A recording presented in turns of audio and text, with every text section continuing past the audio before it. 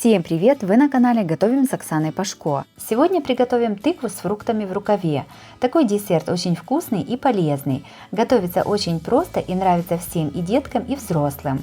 Подписывайтесь на мой канал и узнавайте еще больше вкусных и простых рецептов.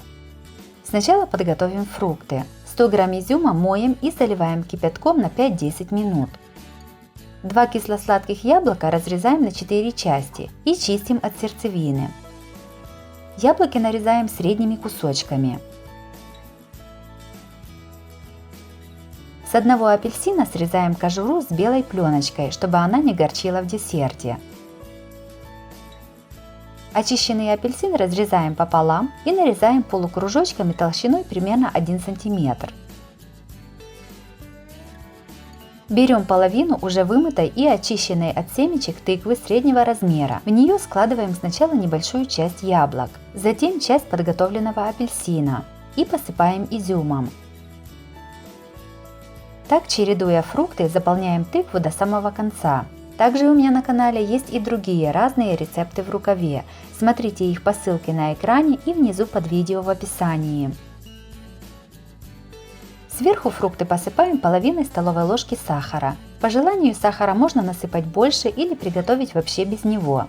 Также сверху кладем несколько кусочков сливочного масла. Подготовленную тыкву с фруктами ставим в рукав для запекания и завязываем его со всех сторон. Все ставим в духовку, разогретую до 180 градусов, и запекаем 1 час.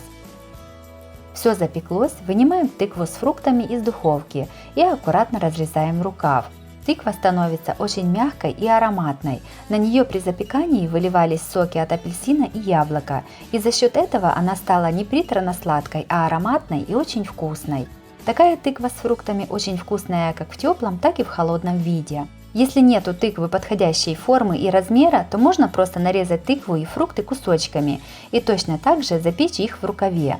Если вам понравился рецепт такого десерта из тыквы и фруктов, то обязательно ставьте лайк и пишите комментарии. Подписывайтесь на мой канал, чтобы не пропустить новые видео, они выходят каждый день.